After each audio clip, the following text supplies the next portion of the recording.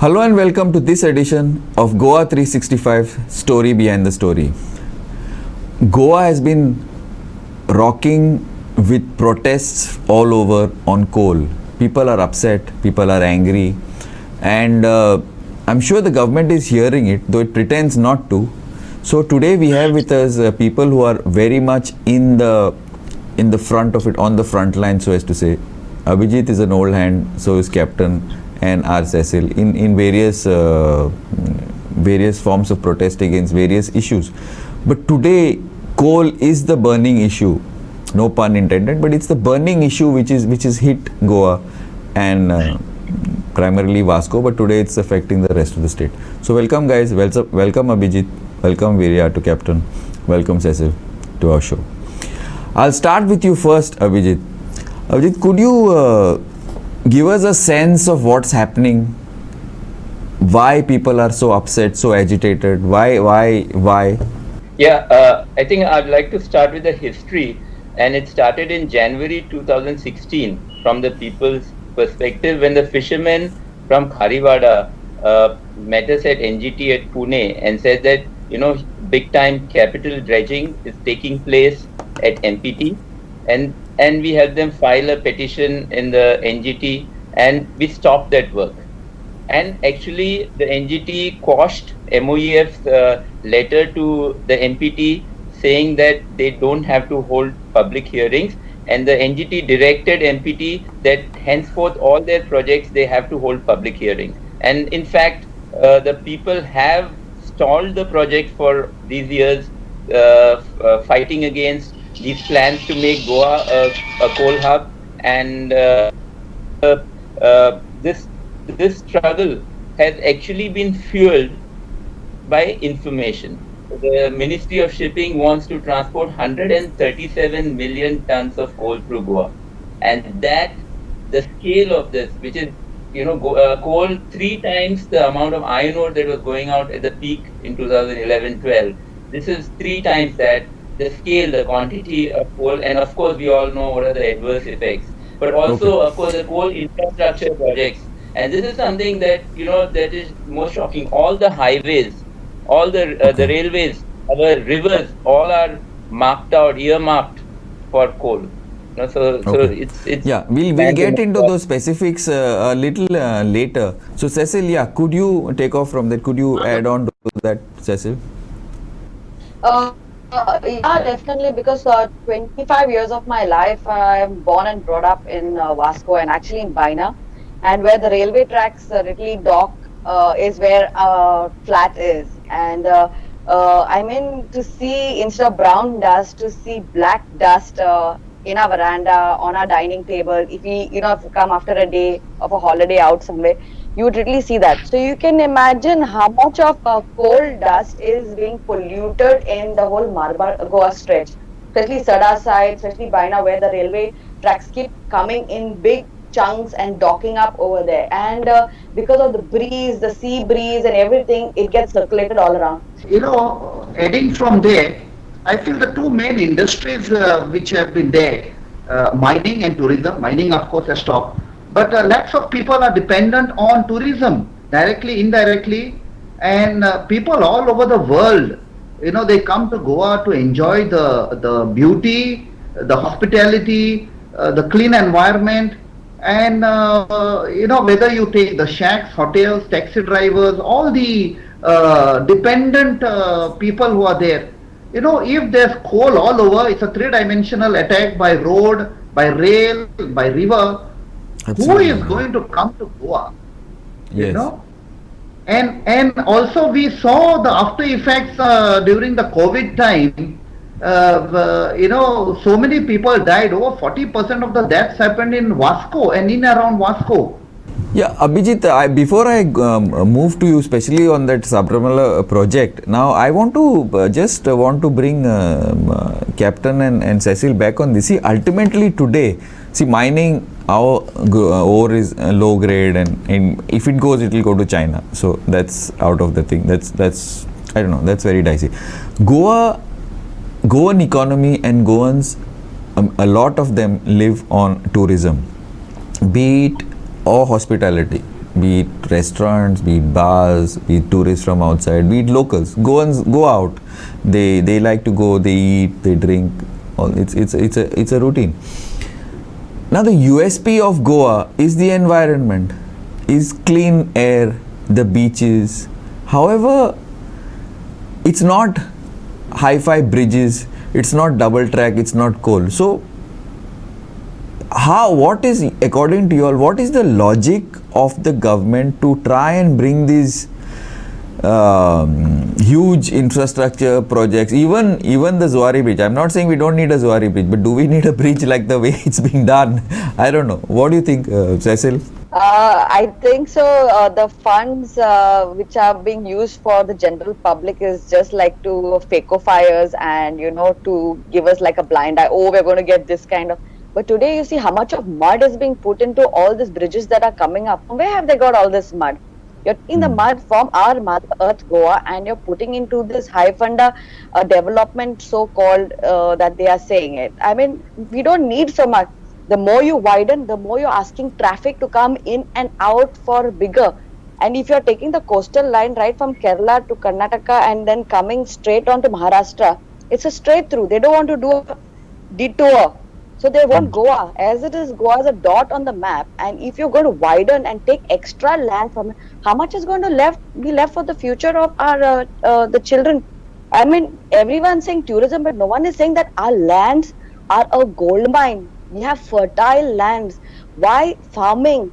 Why fishing? Why this kind of activities can't be the next source? Because this lockdown has taught us one thing, that food is the most important thing. And we are freaking so dependent on the other states. Agricultural minister only saying we need to promote agriculture. You mentioned about bridges. See, there is a theory that is floating around. May not be exactly right, but why have the bridges, the height of the bridges has been increased to such a height? The width of the spans is so large. Is it for some transshipment to happen in the high seas to transfer the coal to the ships and then go underneath bridges? And if you superimpose the 9 jetties which the central government wants to be done, then you say, and if you take this is the third dimension by the nationalization of rivers which they are planning to take the coal. You see the Mandovi bridge also. Exactly. Because three rivers we have already found. Zuari, Mandovi and Kumarjua in black and white we have already found that the coal is going to pass. They have been given numbers 111, 68 and Kumarjua has another number 27. So the way they are planning to do it, Ma'am Cecil just said regarding this alternate thing about sustainable thing, why don't we go in for sustainable growth? If mining has stopped, let's grab this opportunity, use those pits which are there, use that land, going for solar energy, in the we villages. just moved little bit. Now see, from the bridges, the height of the spans and all, this is exactly where I want Abhijit to come in. Yes, Abhijit. I was waiting for Captain to bring out this issue. Now you please. I think your initial questions were, number one, for whom is it? And number two, what is the way forward? And I think we have answers for all of this. Jindal, Adani and Vedanta are the benefactors of this, of this huge splurge of tens of thousands of crores of public funds to build this infrastructure, which is only for these 3 corporations to transport coal.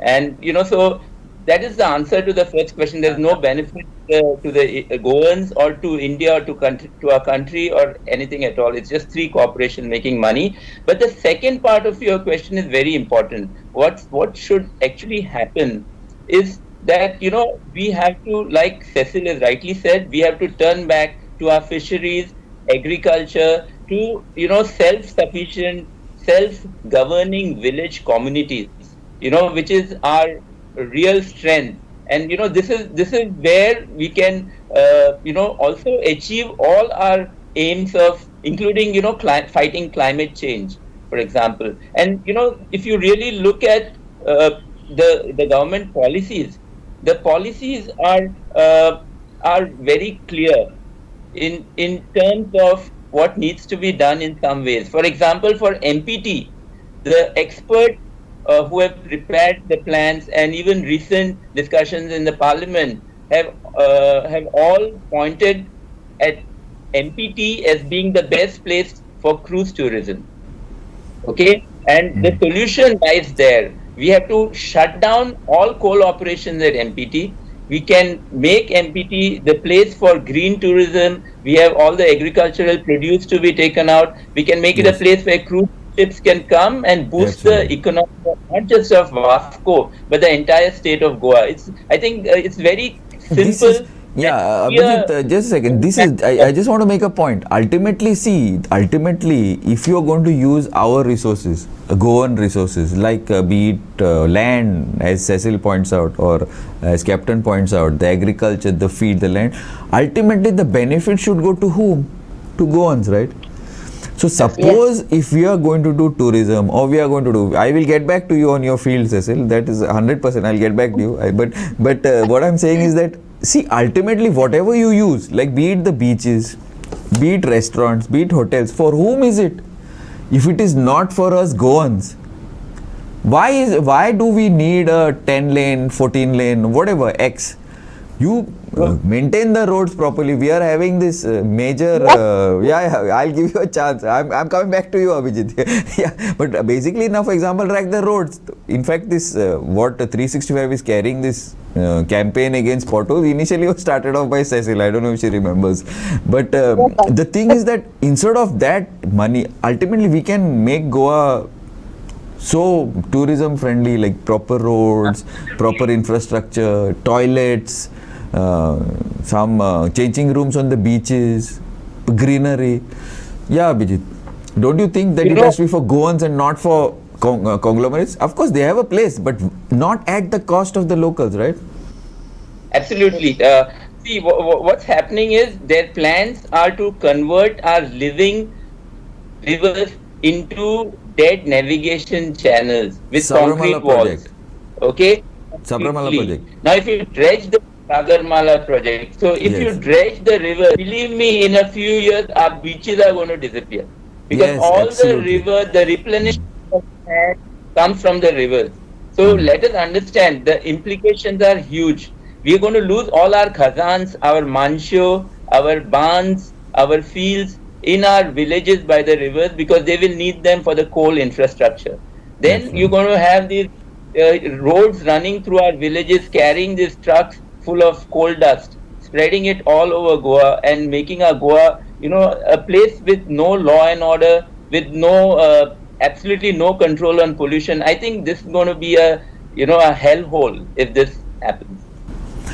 Hellhole, fine. Also, see, I think our politicians and a lot of, not industry, because I've been having these discussions, interviews with people from industry, including TTAG, wherein they are very worried that Goa is being taken for granted. So now let me just get back to Cecil. Cecil, I totally agree with you about the fields and about this. So could you like to put out a few points like on that? You can, including Talegaon, of course. Well, I think so. Today, with the pandemic that has happened, agriculture, farming should be the biggest boost.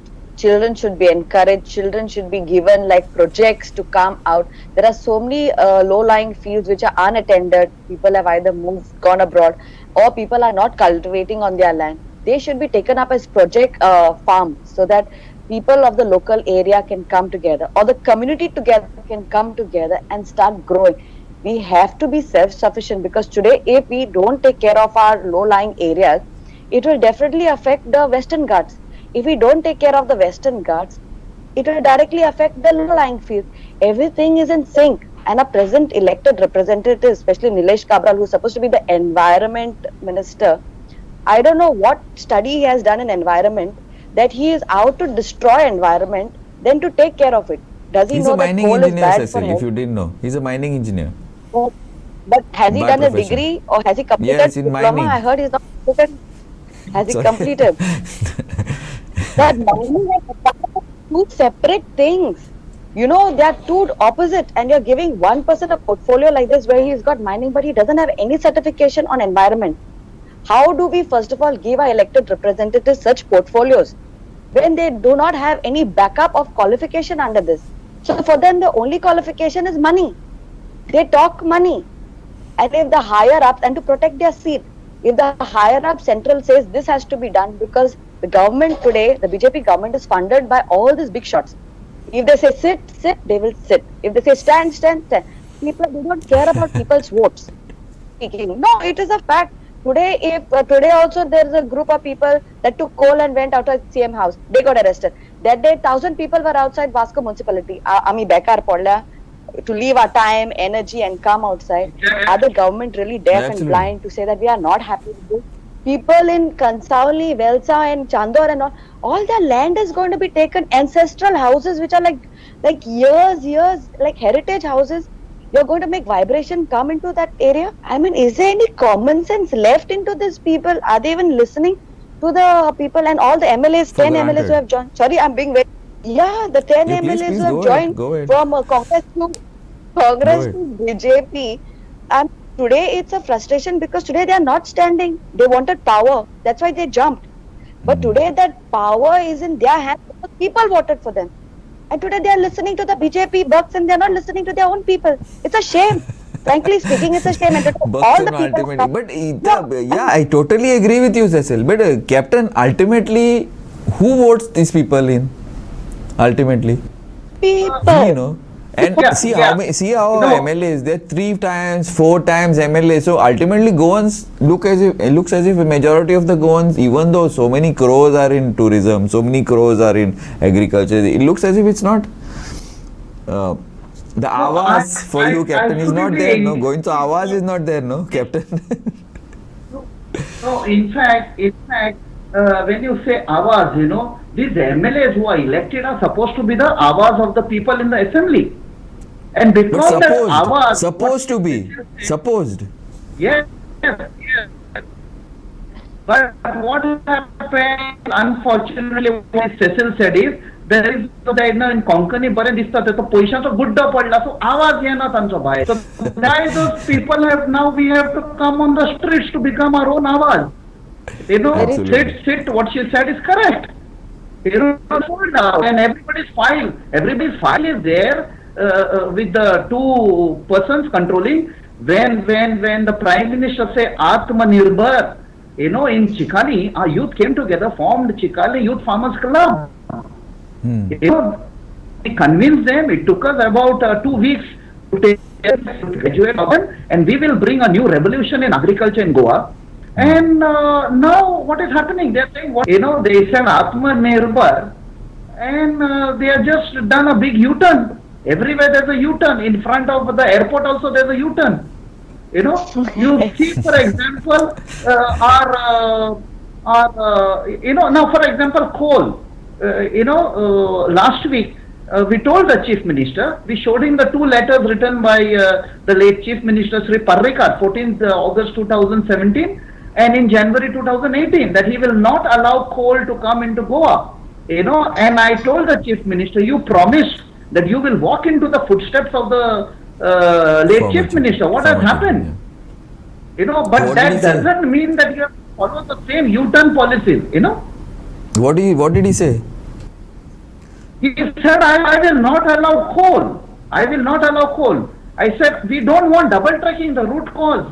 No double tracking, nothing to come. The coal should not come into Goa. That's it. That's the bottom line. We are tourism dependent. We have to revive agriculture. Atmanirbhar is the bottom line. We accept wholeheartedly what the Prime Minister said. So let's go for it. Where does this black thing come in between? Yeah. And when we say about Mr. Nilesh Kabra, it's an irony that the power minister is also the environment minister. You know, that's the irony. And power sector also is in a mess. I don't know, people are getting bills all over the place. Abhijit, yes, please, I would like your views on this. The way I see it is that all the political parties are, you know, with the coal lobby.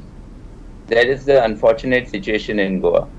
And, you know, the only way we can win this is if it's going to be a people's movement, ordinary people's movement, where, you know, it's the people who will decide, and their decision will have to be implemented by the state, and this is the only way we can get out of this situation. You know, there's a famous sociologist, I can't remember his name, and he has said, when people are united and political parties are divided, the country will prosper. When people are divided and the political parties are united, like in Goa, the country is going to be doomed in no time. So you're talking So about let us BJP and understand. Congress, I assume. Oh, not just BJP and Congress, whether it's Goa Forward or MGP, we have got all the evidence is in public domain that these parties are all with the coal lobby. We must understand Adani, Jindal, Vedanta have a lot of money, but the bright side is that the people of Goa are not going to let this happen. Are not going to take this lying down. I can Okay, let me guarantee interrupt. you that the Abhijit, people. to you only. Let Yeah. me interrupt. Now, I agree. In theory, this is a very good theory. But ultimately, who are the decision makers? Ultimately, who sits in the assembly? Who sits? So ultimately, people's power has to translate into people who are going to look after the interests of the people going into the assembly, right? So then what happens? Again, you're back to the political party. So now, this is my thought. What do you have to? How do you circumvent it? Very good thought. I'll give you the example of the coastal zone management plans that were done by all the villages of Goa. It is the most outstanding, the most wonderful, work that has ever been done, but has Correct. never really received the kind of attention it deserves.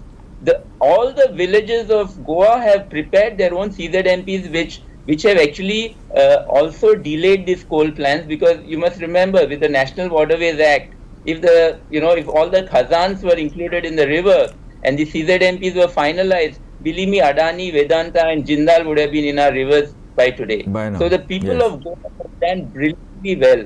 And regarding your point about elected representatives, I can say this, that the only way a democracy can work if it is at the grassroots.